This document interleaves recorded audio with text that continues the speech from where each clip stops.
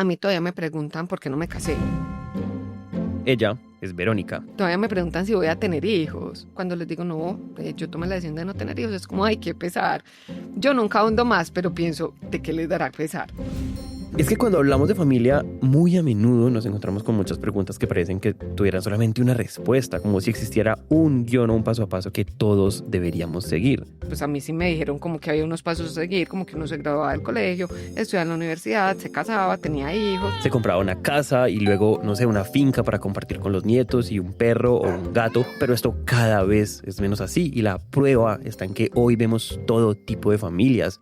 Hay familias como las de Santiago, que está casado. Sí, estoy casado desde hace 42 años. Tenemos 3 hijos, tenemos 8 nietos. O la de Diana y Miguel, que es una familia reconstituida en la que cada uno aportó un hijo a este nuevo matrimonio. Somos una familia, está compuesta exactamente por los míos, los tuyos y los nuestros. Y tenemos 3 mascotas. O la de Enrique, que con su esposa tuvieron una cantidad de hijos, digamos, poco convencional. Al año tuvimos el primer hijo, al segundo año teníamos el segundo, al tercer año teníamos el tercero y pues tuvimos 12 hijos en los primeros 18 años de casados. Y a estas formas familiares se suman las parejas del mismo sexo, las familias adoptivas, monoparentales, compuestas, multiespecie, extendidas e incluso unipersonales. O sea, hay muchísimas maneras de formar una familia, pero reconocerlo a veces nos cuesta porque crecimos creyendo que solo había una manera válida de formar familia y que esa manera además era la base de toda la sociedad. Yo sí creo que la base de la sociedad sigue siendo la familia, pero sigue siendo las diversas familias que aparecen y siguen apareciendo. Por eso en este episodio queremos preguntarnos cómo y por qué está cambiando la idea de familia en América Latina hasta el punto en el que ya no hablamos de la familia, sino las familias. Yo soy Juan Pablo Ramírez y esto es Inevitable Elegir, el podcast de Seguro Sura, donde hablamos con frescura y con rigor sobre lo que significa vivir y decidir en este momento de la historia. Hoy, ¿a quién llamamos familia? Las opiniones y puntos de vista expresados por las personas invitadas a este podcast son de su exclusiva responsabilidad. Todo lo que se menciona en este episodio tiene como objetivo principal ampliar la perspectiva y generar empatía. Parte 1. ¿Para qué sirve la familia? Empecemos con una pregunta. ¿Qué es lo que tenemos en común con nuestros ancestros de 1500 o del Neolítico o de 1800, ¿no? ¿Qué es lo que compartimos todos los seres humanos? La respuesta, obvio, es la familia. Y a quien acabamos de escuchar es Lana Milanic. Ella es doctora en familia de la Universidad de Yale y profesora de Historia Latinoamericana en la Universidad de Columbia. Y vean esto que dice Nara. La familia ha visto y experimentado todo lo que ustedes se puedan imaginar. Ha sobrevivido plagas, guerras, imperios, revoluciones, religiones, dictaduras, migraciones, crisis económicas y hasta el día de hoy. Ahí está. A él ya lo escuchamos. Él es Santiago Reynoso, profesor universitario en el Instituto de Humanidades de la Universidad Panamericana de México. Es señal de que sirve para algo. ¿Para qué sirve? Esta pregunta es clave. ¿Para qué sirve o para qué nos ha servido la familia a lo largo de la historia? La familia nace para que nosotros nos logremos proteger. A ella también ya la escuchamos. Ella es Verónica Wessler, líder estratégica de innovación en seguros de vida de Sura. Pues antes de la agricultura, la familia era más un tema de protección. Cuando nace la agricultura y los humanos nos establecemos, digamos que empezamos a crear unos lazos distintos y la familia nace principalmente como un tema de control social y económico. ¿Por qué? Porque por medio de la familia tú generas alianzas. Pero también organizas el trabajo y mantienes un linaje y regulas la sexualidad y también transmites cultura y valores y algo muy importante es que estableces una herencia. Porque es que desde que nos asentamos y desde que apareció la propiedad privada, tuvimos que empezar a regular un montón de cosas como para hacer viable este nuevo modelo social basado en la familia. Y pues desde ese momento la familia empezó a tener un rol fundamental. Lo tuvo en la antigüedad entre filósofos que la veían como la base de todo. Lo tuvo en la Edad Media con la familia feudal. Lo tuvo en las civilizaciones precolombinas con sus familias extensas, en la industrialización y después en 2 guerras mundiales. La la familia siempre cumplió su papel en cada época, porque La familia en sí es un recurso para los miembros de la familia. un recurso que hemos utilizado pues, para imponer nuestros intereses, para organizarnos socialmente, para agruparnos y para crear comunidad y pues obviamente para sobrevivir. Pero también quiero que la vean como un recurso dentro del cual hay más recursos, porque la familia no solamente está compuesta por personas, sino también por las riquezas de sus integrantes, por las tierras, por los conocimientos, por los privilegios y las tradiciones de una comunidad y, claro, la familia ha servido para preservar esos recursos y asegurarse de que no salgan del grupo. Y siempre ha sido tan, pero tan importante preservar esos recursos que durante siglos la forma más común de conformar familia fue algo conocido como la endogamia. De hecho, es una característica, diría yo, de las familias y del matrimonio en América Latina. No se confundan con lo que voy a decir porque puede parecer que la endogamia tiene que ver con el incesto, pero pues no es tan así. En realidad se trata de cuando las personas se casan o tienen hijos dentro de su mismo grupo familiar, social o cultural en lugar de mezclarse con otros. Y esto es algo que podemos reconocer y fue algo que estuvo muy presente En las sociedades coloniales y postcoloniales que son marcadas por enormes diferencias de riqueza, diferencias y discriminaciones de raza y etnia. Entonces, son grupos que son muy bien definidos en sociedades como en las sociedades coloniales. y en todo lo que vino después. Solamente piensen en historias como Titanic, Orgullo y Prejuicio, Romeo y Julieta o 100 años de soledad.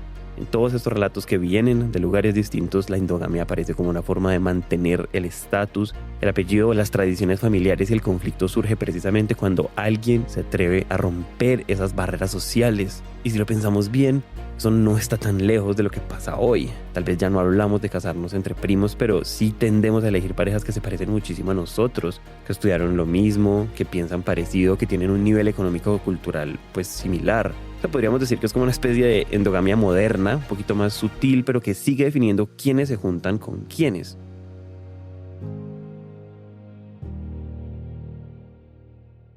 Hoy en día pensamos que la persona que elegimos como nuestra pareja, nuestro esposo o esposa, es por voluntad propia, ¿no? Pero sin embargo, si uno mira con un poquito más de distancia, uno se da cuenta que hay ciertos padrones. Las personas suelen elegir a alguien de su grupo social, religioso, etcétera, ¿no? Pero sin embargo, esos padrones de endogamia, de casarnos con personas que son de nuestro grupo, es algo que uno ve desde un poco lejos. Entonces, a lo mejor tú crees que estás eligiendo tu pareja por tu propia voluntad, pero es posible que también hay estructuras culturales, económicas, etcétera, que inciden en tu decisión. Pero ojo, porque hasta aquí solo hemos hablado de una sola dimensión de la familia, la que podríamos llamar la familia histórica. O sea, ya vimos cómo la familia concebida como un recurso ha cumplido distintas funciones a lo largo del tiempo y cómo muchas de ellas han moldeado la forma en la que nos organizamos como sociedad. Pero también es un recurso emotivo, nos da una identidad. Somos el hijo, hija de alguien, somos la madre o padre o hermano o hermana de otra persona. Entonces nos da también un rol, un papel social, puede ser un rol que da sentido a la vida para muchas personas. Y si bien lo que dice Nara pues es súper importante, no es más que la punta del iceberg de todo este tema, porque ahora la verdadera pregunta es, ¿para qué nos sirve la familia a cada uno de nosotros, pero a nivel personal? Una pregunta que Santiago responde con 4 puntos. Primero, Para terminar de construirme a mí mismo, que me parece que es importante el tema. es decir, la familia es ese lugar donde empezamos a entender quiénes somos, en donde nos aprendemos a reconocer nuestras fortalezas, nuestros miedos y a formar una identidad. Segundo, para abrir mi corazón al otro, afectividad. Lo que significa que en la familia aprendimos a querer, aprendimos a vincularnos, aprendimos a confiar, a gestionar emociones y a relacionarnos con otros. Y el tercer aspecto es que Construyo un lugar al que quieran volver, un lugar al que los hijos quieran volver cuando ya no estén o cuando estén lejos. o sea, más allá de ese lugar físico, es un refugio emocional, un lugar que además nos da un sentido de pertenencia y que puede provenir de la casa en la que crecimos o la que decidimos construir después. Y finalmente, El cuarto punto es que hacemos amigos cuando vamos a la escuela, cuando vamos al cole, al club a jugar, en fin. Y además aprendes a hacer cosas para los otros, para los demás. Y creo que esa es la ventaja o ese es el potencial que uno como padre y pareja ve en la familia que se conformó. Él es Miguel Ángel Montoya, abogado especialista en Derecho de Familia y esposo de Diana. Porque los hijos van viendo de manera directa lo que es el mundo en la propia familia. Pero entonces, recapitulemos. La familia nos ha servido para protegernos, para asegurarnos de vivir bien, para organizarnos socialmente, para transmitir herencias, para formar ciudadanos y para que la cultura y la tradición perduren. Incluso dijimos que la familia en sí misma es un recurso y también nos sirve a cada uno de nosotros para construir identidad, para relacionarnos con los demás y para aprender a habitar el mundo. Pero la verdad es que la familia nunca ha tenido una sola forma. La familia ha cambiado tantas veces como ha cambiado nuestras formas de vivir y de relacionarnos. Entender esto es demasiado importante porque la familia no es una estructura fija, sino un reflejo del momento histórico en el que vivimos. Se suele en los discursos públicos hoy en día hablar de la familia, como si hubiera una sola familia. Sin embargo, me gusta hablar más de las familias, porque al final hay muchas familias. No se puede hablar de un solo modelo familiar latinoamericano porque cambia a lo largo del tiempo. ¿Estamos hablando de 1500 o estamos hablando de 1900? ¿De Brasil o Guatemala? ¿De sociedades rurales u urbanas? Esto que dice Nara es muy iluminador porque nos muestra como una especie de contradicción histórica en la que siempre hemos hablado de la familia como si fuera una institución única y homogénea, cuando en realidad siempre han existido muchísimas familias y muchísimas maneras de formarlas, partiendo del hecho sencillo de que cada uno de nosotros tiene una familia que es única y muy distinta a las demás. Cada familia es distinta, no hay familias iguales. Como no hay personas iguales, tampoco puede haber familias iguales. Familia existe desde que existe la persona. Pero entonces, siendo esto así, ¿por qué desde niños escuchamos que la familia es una sola? Esta es una pregunta bien compleja y no creo que tenga una única respuesta, pero una de las tantas posibles es que a veces confundimos la idea de familia nuclear con la idea de familia tradicional. A ver, la familia nuclear es simplemente la familia en la que nacemos y que con el tiempo y nuestras decisiones, eso es importante, podemos ampliar o conformar con otras personas. En cambio, la familia nuclear tradicional es la que solemos llamar la familia normal o la estándar y que está constituida por papá, mamá y los hijos que han engendrado papá y mamá. Ese modelo de familia nuclear tradicional con el padre proveedor, la madre cuidadora y los hijos viviendo en una casa propia se volvió especialmente fuerte después de la Segunda Guerra Mundial en varios países occidentales y de alguna manera eso es lo que nosotros, digamos que como generación heredamos. Y un buen ejemplo de esa herencia es el de Enrique Bayer Tamayo, quien nos contó al comienzo del episodio que tiene 12 hijos, pero además de padre es economista, asesor de familias y un fiel defensor de la familia tradicional. Hay dos puntos que definen la familia de forma muy clara. Uno es la procreación y dos, la parte unitiva. Es decir, la pareja está para acompañarse, para quererse, para amarse, para vivir juntos, para respaldarse todo eso y para tener hijos. Según diversos estudios en países como Brasil, México, Perú y Argentina, de cada 100 familias, entre 50 y 70 son familias de este tipo, lo que quiere decir que son más de la mitad. Entonces, aunque en Latinoamérica este tipo de familia sea predominante, no podemos olvidar que existen un montón de otras estructuras familiares que también pueden ser nucleares, pero no necesariamente tradicionales. Por ejemplo, está la familia extensa, compuesta por el abuelo, el tío, por alguna característica especial, se junte a vivir con esta familia nuclear, ¿no? Y que según datos de ONU Mujeres para América Latina y el Caribe, casi una cuarta parte de todos los hogares de América Latina son familias de este tipo. Hoy es muy normal, cuando menos aquí en Latinoamérica, que los abuelos formen parte importante de la familia, ya sea de manera permanente o de manera semipermanente. Pero también existe la familia monoparental que son familias en las que existe un jefe de familia con sus hijos o una jefa de familia con sus hijos. Está ausente, ya sea papá o mamá, por distintos motivos. En Chile, por ejemplo, según el Informe Nacional del Bienestar de la Niñez que hicieron en 2024, más de 800.000 niños y adolescentes viven en hogares monoparentales nucleares y casi 500.000 en hogares monoparentales extendidos, porque sí, las mismas categorías familiares pueden cruzarse, articularse o coexistir. Y algo que pasa bastante seguido es que una familia monoparental se una con otro y juntos formen lo que se conoce como una familia reconstituida. En donde ha habido de por medio una separación o un divorcio, y vuelven a constituirse, ¿no? Esas familias en donde conviven papá, mamá, quizá a veces papá con sus hijos de otro matrimonio, mamá con sus hijos de otro matrimonio y además los hijos que tienen en común. Que es justamente el caso de Diana y Miguel. Entre ellos dos tuvieron una hija, pero cada uno ya tenía un hijo de un matrimonio anterior. Y lo que antes parecía impensable, sobre todo cuando la familia tradicional estaba mucho más arraigada que hoy, pues ahora se ve como algo completamente normal y como La posibilidad de una segunda oportunidad, no solamente para nosotros como personas, sino también para nuestros hijos. Entonces hoy, frente a esa nueva alternativa que nos da la norma, porque hoy vivimos con nuestros 3 hijos, somos una familia de crianza. a la que además se le puede agregar la etiqueta de la familia multiespecie, porque Tenemos los hijos, las mascotas y las matas. Sí. Y todos nos hacen muy felices. Y luego también un fenómeno muy interesante que es personas que viven solas. conocidas como, Familia unipersonal. que es un término que antes usábamos para describir como la situación de personas divorciadas o viudas que no se volvieron a casar, o de personas de la tercera edad que se quedaron solas, y sin embargo hoy es un modelo familiar muy popular entre Millennials que han optado por vivir solos. Ejemplo, hace, no sé, 100 años solo vivía solo quien enviudaba. Incluso había culturas que a la viuda la casaban con el hermano del que murió o con un primo para que no se quedara solo. O sea, estar solo, sobre todo una mujer, era inconcebible. Ya hoy, pues muchas personas deciden estar solos y eso ya tiene como una mejor cabida. Según la CEPAL, los hogares unipersonales de todo Latinoamérica pasaron de representar el 8.6% en 2010 a 17.8% en 2023. O sea, en cuestión de 13 años se duplicaron. Entonces esas múltiples formas de conformar la familia ha venido a dar lugar a que se diga las familias. Y ese es justamente el punto.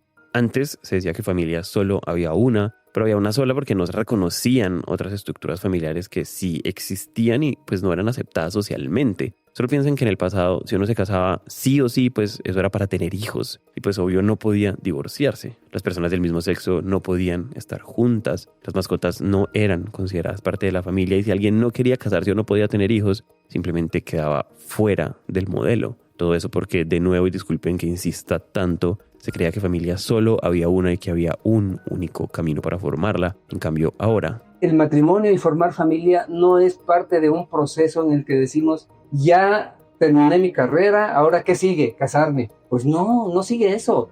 Sigue lo que te acerca más a tu proyecto de vida. sea cual sea ese proyecto de vida, puede ser tener hijos o adoptarlos, o casarte, o vivir solo, o compartir casa con amigos, o ser madre o padre cabeza de familia, o formar pareja con alguien de tu mismo sexo, o cuidar de tus padres, o migrar dentro o fuera de tu país, o tener un perro, 15 gatos o 100 plantas, o cualquier combinación de las cosas que acabo de mencionar. Es decir, la familia, entendiéndola así, mucho más amplia, tiene que ver con nuestra identidad y con la manera en que la proyectamos hacia el futuro. O mejor dicho, tiene que ver con nuestra vocación.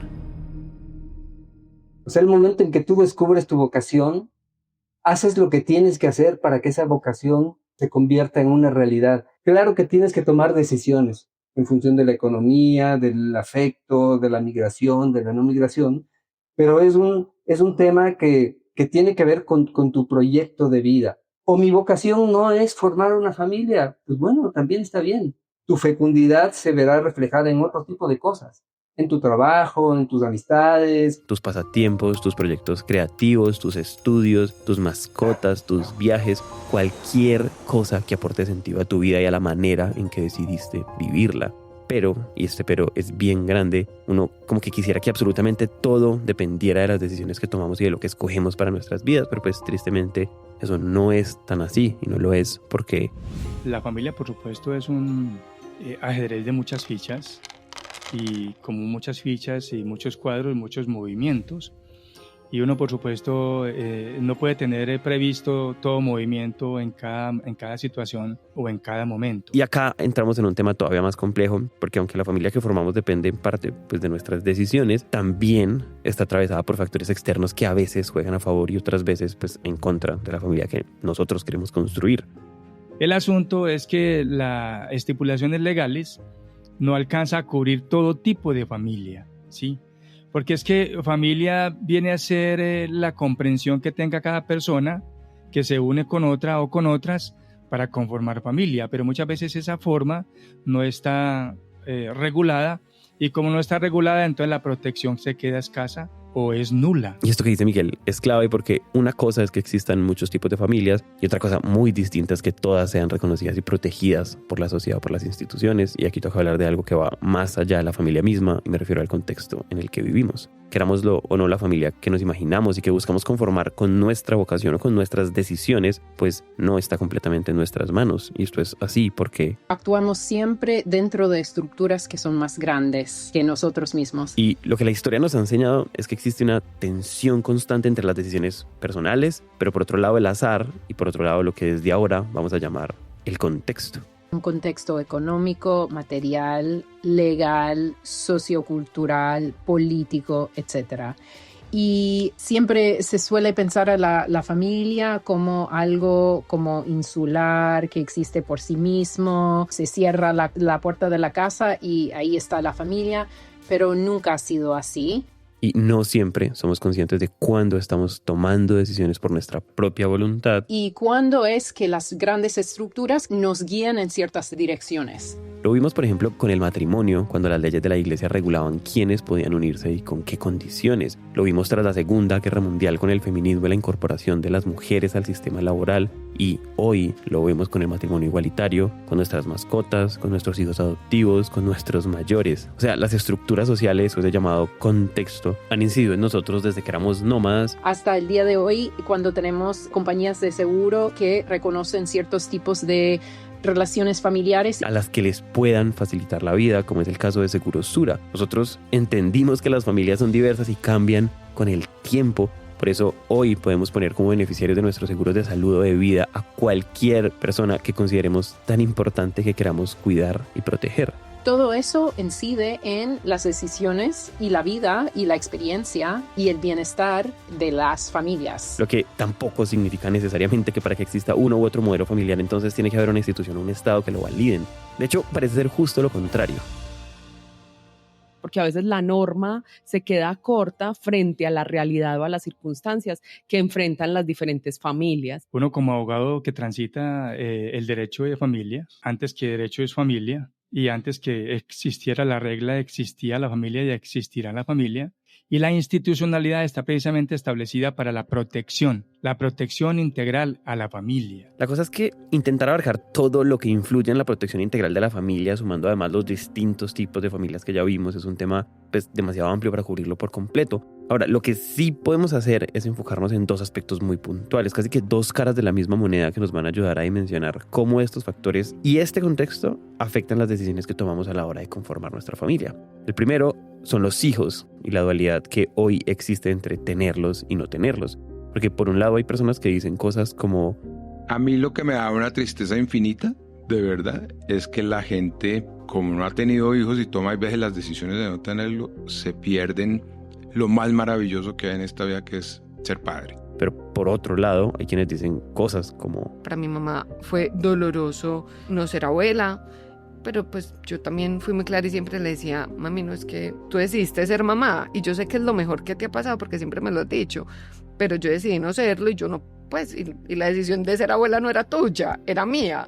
Y pues no se trata de tener la razón o de que haya una forma correcta. Yo, por ejemplo, quiero ser papá, pero pues tengo amigos que no y pues otros que sí. Lo interesante no es quién va a tomar la mejor decisión, sino qué significa esa diferencia hoy y qué implica en el momento histórico que estamos viviendo. También allá hay una preocupación enorme a nivel mundial de la disminución de la población.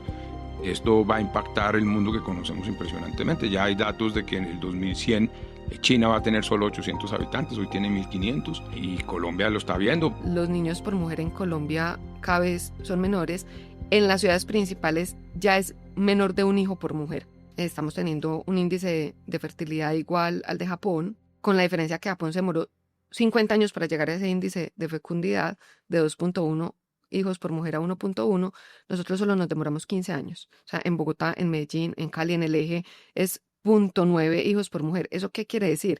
Que nosotros ni siquiera vamos a reemplazar la población que hay en Colombia. Y esto, más que grave, pues es delicado. No necesariamente porque nos vayamos a extinguir, sino porque el sistema del que formamos parte y todo ese contexto de estructuras sociales del que tanto hemos hablado, pues cuenta con que la población crezca y pues necesita que eso pase, porque y acá entra a jugar la segunda cara de la moneda. No solamente es que no estemos teniendo hijos, sino que la población poco a poco se está envejeciendo, y ambas caras de esa moneda están directamente relacionadas con el bienestar de nuestros mayores, porque no tener una tasa de reemplazo tiene un impacto económico gigante. Nosotros en este momento tenemos más personas mayores de 30 años que menores. Hay menos personas empezando a trabajar, no hay quien pague la pensión. No va a haber quien pague la pensión. O sea, cuando yo llegue a mi edad de pensión y los que vienen detrás de mí, si seguimos con esta tasa de fecundidad, los que trabajan no van a lograr aportar suficiente porque vamos a ser muchos más los pensionados que los que están trabajando. Eso pasa hoy en Europa. Y pues eso es algo que no va a cambiar de la noche a la mañana, incluso puede que ni siquiera cambie. Por eso lo único que podemos hacer pues, es entenderlo, anticiparnos y prepararnos con todos los recursos que tengamos a la mano. Somos una generación que nos tenemos que preparar para ese momento, porque la pensión que vamos a tener en ese momento va a ser muy pequeña.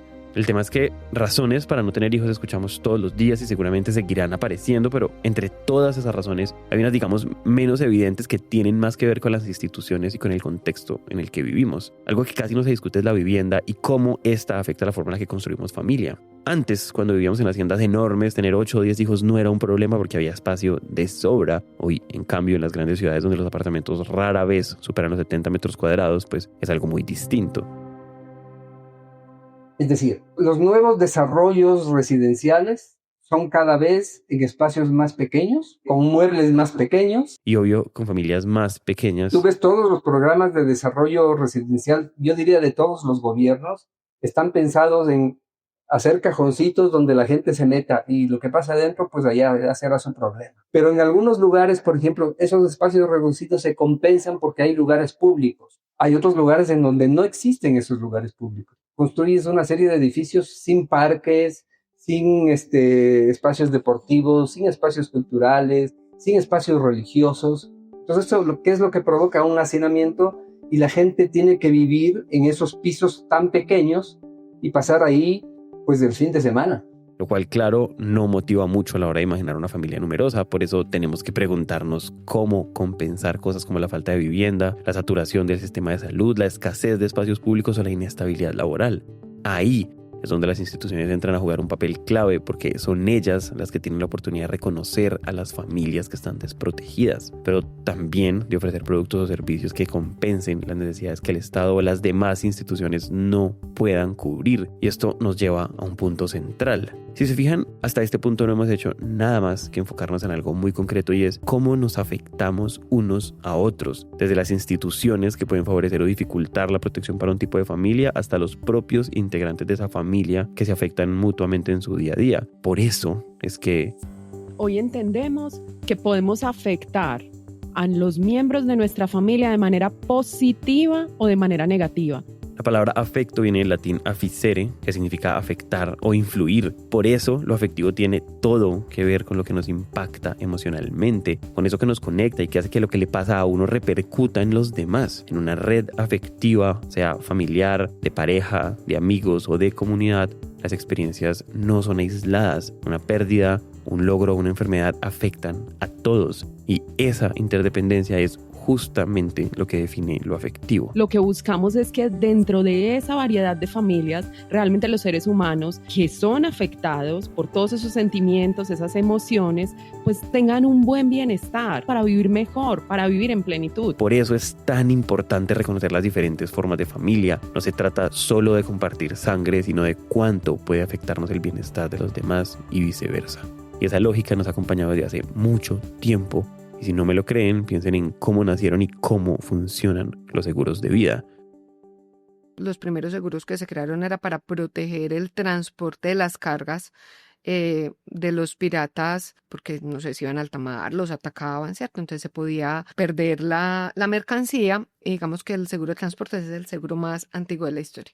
Y en algún momento, en esos seguros empiezan a nacer los seguros de vida, que tenían una lógica muy simple. Si yo vuelvo, usted se quedó con esa plata, que es lo que hoy conocemos la prima del seguro. Y si no vuelvo, pues usted le va a entregar una porción más grande a mi familia. Así es como nacen los seguros de vida. Nacen de preguntarse cómo puede llegar a afectar a mis seres queridos, pues lo que me pase a mí. El concepto de familias es el vínculo del amor, el bienestar que nos une, y la invitación real es: ¿qué vas a construir o qué vas a destruir.